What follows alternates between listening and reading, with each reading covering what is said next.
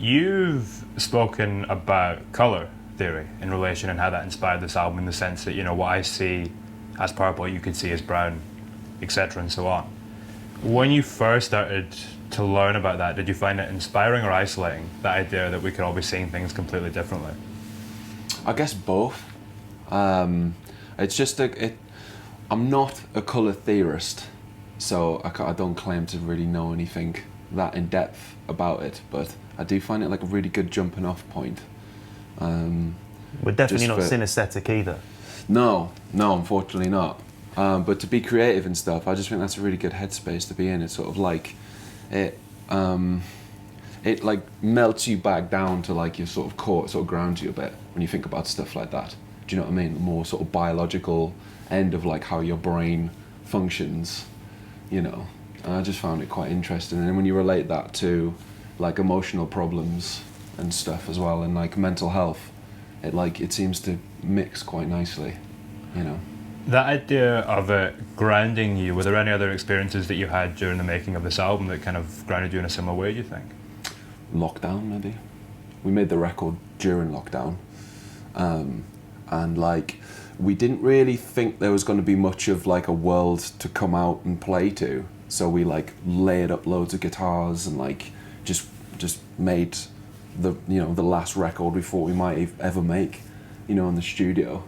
And it's made these live shows like this tour that we're on at the minute, it's made them like so much more challenging but like way more fun, Yeah, because in the run up to recording the album, we were there was a bit of spice coming from the Far East. There's a bit of noise about this virus, and we were sort of routining the songs in a room as as we do. And yeah, it was funny. Whenever we end up doing a creative endeavour, the world falls apart. In the first album, it was the Arab Spring. The second album, it was the pandemic. And yeah, it's exactly like Jamie says. Playing these shows now, it's really weird because we're going on tour and it sort of feels again like we've got this new variant and we're about to go under. It's like. There's a lot of signs pointing to us like making less music for the benefit of the planet, but we ain't gonna stop, sorry. What you were saying as well about, you layered up all the guitars and you kind of made it like it was going to be your last album, then when you come on tour it makes it a bit more challenging. Have you learned anything about the songs from the process of translating them to the live environment? It was a relief to like find out, I guess, after a lot of rehearsal, that like when you do boil the songs down back to just being a free piece, the songs, I feel like the songs still hold up, like as just like the core components, like drums, vocals, bass and guitar.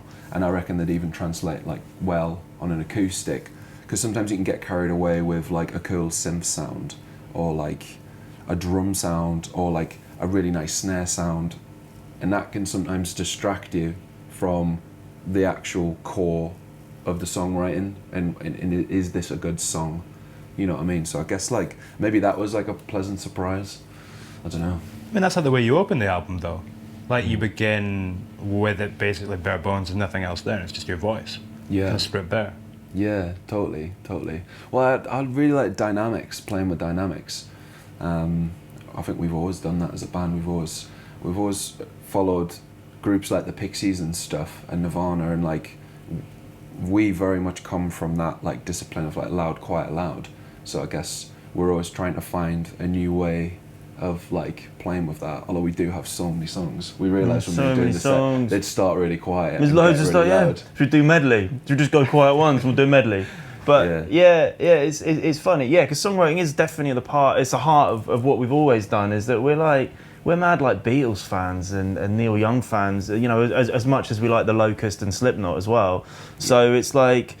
It is treading the line between sort of melting faces and then also actually just trying to stamp a little point on things occasionally between the madness. And yeah, now we're a few releases in. It is really fun, like selecting a set, because we're like, okay, these things kind of do the same thing, and here we are now when you say this thing. And it's interesting to like look back on your discography and be like, wow, we've actually got a body of work from like a kind of different era now.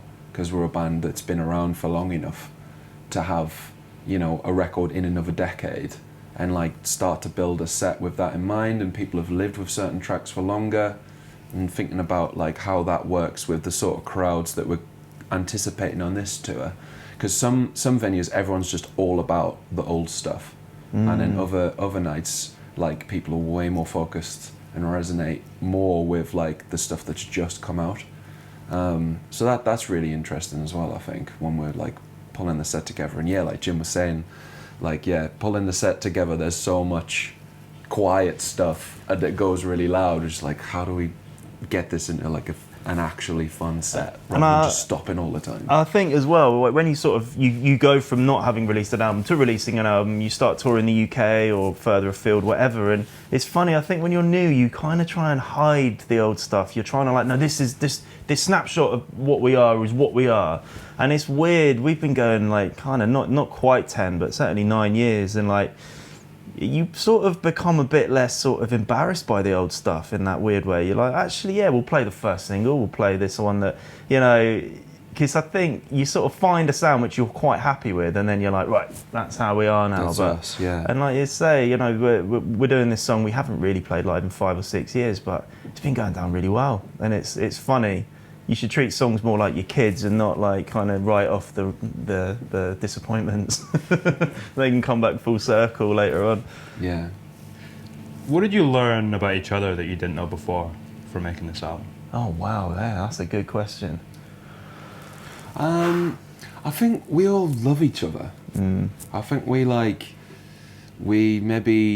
I maybe forgot that we all just like love each other, and I think coming back to this record after so long, I think that's what I really connected with, that we all just really care about each other and care about making music together, because we all do different things with other bands and stuff like that. And it was really just great to talk, like really deeply reconnect with like what we're about and who we are as like 3 people that have been through loads together.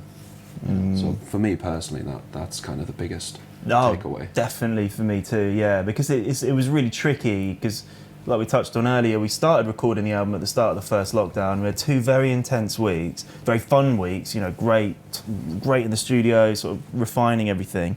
And then it was like a very odd process after that, because we couldn't see each other, we couldn't see the producer, everything was emails and FaceTime, and it's really hard. You lose a lot of like the chemistry between people when it's through screens. And you know, I don't even like talking to my family on Zoom. I find it dull, and like it's like a crap computer game. I'd rather just play COD. Yeah. So yeah, that sort of, you know, all that process there was lots of ups and downs with that, and you know, again, the uncertainty. But yeah, I mean, you've nailed it, man. Like I think what we realised is like bands are essentially relationships with each other and your audience, and you weigh up whether the torrent of BS that you have to endure to be in a band is worth it, and so for now we are deciding it is worth it. You mentioned quite briefly the idea, or the fact that you're playing other projects too. This isn't your kind of solo main outlet. No, that's not the word to put it. Not that you're not your main outlet, but you have various ways that you express yourself in music. We do other bits as well, yeah. Yeah. With the themes that you wanted to explore on this album, why did they feel suited to being a Tigercub album? Well, speaking from a purely personal perspective, like I always felt like I was trying to push the band sometimes in directions maybe prematurely, or trying to get Tigercub to be like a really, really broad church. And I feel like what helped me from doing other things was just to distill and refine in my head what like I bring to the table, and what the band, I don't know, just like you get a sort of clearer vision of what lane something's in. Not that you'd want to just pigeonhole it and like stifle it in that way. I guess it's like multifaceted. It's sort of like both things at once. I do see Tigercub as like quite a broad spectrum. We can cover different genres, but in the same time, I think I reconnected with the fact that like we're a rock band. Do you know what I mean? Yeah, that's so true. Because we did put out the EP Evolve or Die, which was kind of dancing a bit more in the sort of electronic world Like and post-punk world, and it's all stuff we really adore listening to. But it's been nice on as Blues Indigo to come back and just be like, you know what we really like doing and what the people who like our band like are the big moments, and we want to rock. We just want to do the big riffs, don't we? Really. And the top lines, and and it's big drums and big bass and loads of riffs, and that's that's cool. That's something to be working, and with Nancy being a lot more on the kind of sort of kitschy psyche edge of things, and James is playing with other bands doing synths and stuff, and I play with different people on bass. It's nice to then come back and sort of get back in the hot tub and being like, okay. It just feels like put the old pair of pants back on. Yeah, they stink, but they just fit right. You've spoken to in the past about the idea that rock music should break rules. Where do you feel like you broke rules with this album? The tunings of our instruments were pretty pissed off by really pushing the limitations of what a guitar can be, because it's just a bass essentially. Yeah. I guess there's loads of ways you can look at breaking the rules. Not necessarily in like a sort of punk, stick it to the man sort of way, but maybe like I think it should have rock music should have extremities. So I don't think it should ever be polite. I don't think it should ever really be apologetic. So in whatever form that comes. And I guess maybe as Blue as Indigo, I didn't really give a fuck if something was like too distorted sounding. We've had things in the past, where you second guess yourself a little bit and you clean things up and you make it tidy and second guess things. But I guess when we were in the studio, we were all just like, does this sound good to our ears? If so, then it is good. And is it working yet? If it's not, let's distort it more, let's push the extremities of it, even down to the mastering. Guy Robin, I was just like drive it into the red even harder, like Iggy's mix of Raw Power, does great records. More. Like, they're all just, they're kind of muddy and they're fuzzy and there's like a primalness to that. It doesn't have to be like book smart, it can just be. So I guess like aesthetically, I think like as Blue as Indigo, it at least breaks old rules that we had, or old preconceptions that we had about how our record should sound. And we were all way more involved in what it sounds like and stuff as well, more heavy-handed, because we're a bit older now. We've all made records, we've all been in the studio. I used to go in the studio and it was all just a load of confusing flashing lights. Do you know what I mean? I thought you need like an engineering degree to go in. And I realised actually no, it's not the case at all. It's actually quite, if you just try and simplify all of these things, it's very accessible.